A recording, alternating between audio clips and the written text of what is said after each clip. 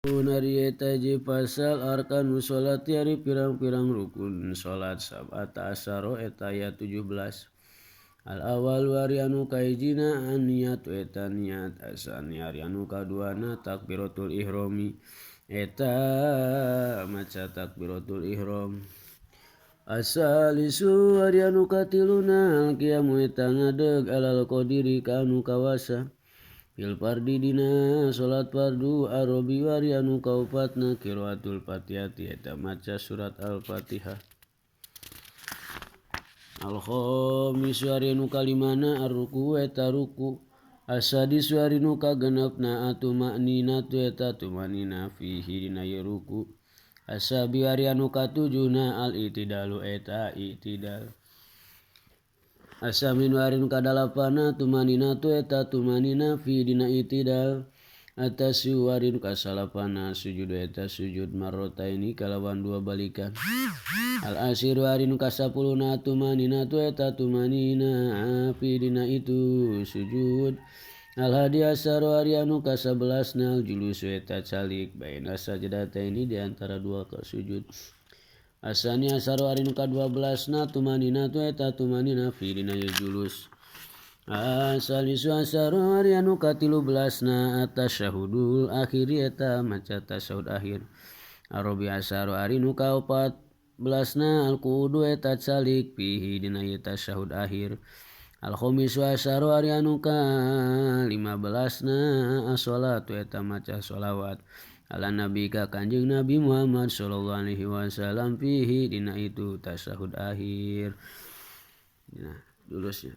Asadisu asaru arinu ka 16 na assalamu eta maca salam. Asabi asaru arinu ka 17 na tartibu eta tartib.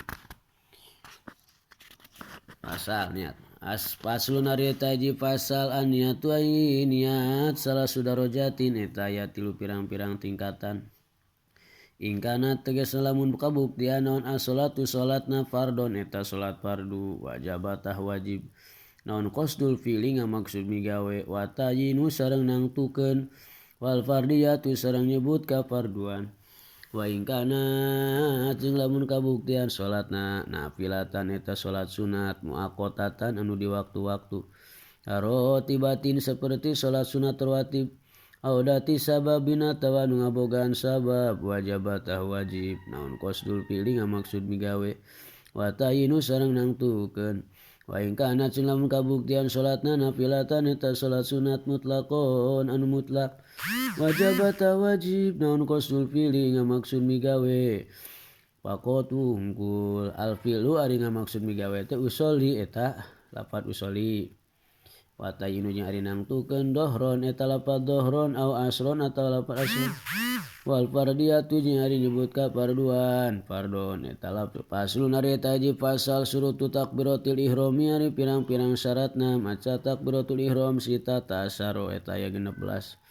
antaqwa tegasna kabuktian itu takbiratul ihram halatal qiyami eta dina tingkah nangtung bil fardi dina salat fardu wa antakuna jenyen kabuktian itu takbiratul ihram bil arabiyati eta ku bahasa Arab wa antakuna yen kabuktian itu takbiratul ihram bil abdil jalalati eta ku lafaz Allah wa bil abdi akbaru jeung ku lafaz akbar wa tartibu jeung tartib bainal abdaini di antara dua lafaz wa alaya muda jeung yen ulah manjangkeun si jalma hamzatal jalalati kana hamzahna lafaz Allah wa adamu madin sareng henteu manjangkeun adamu madi ba akbar sareng henteu manjangkeun kana ba'na lafaz akbar wa la yusadida jeung yen ulah nasdidan si jalma alba kana ba'na wa alla yazida jeung yen ulah nambahan si jalma wawan kana wawu sakinatan anu sukun au mutaharrikatan atawa anu diharkatan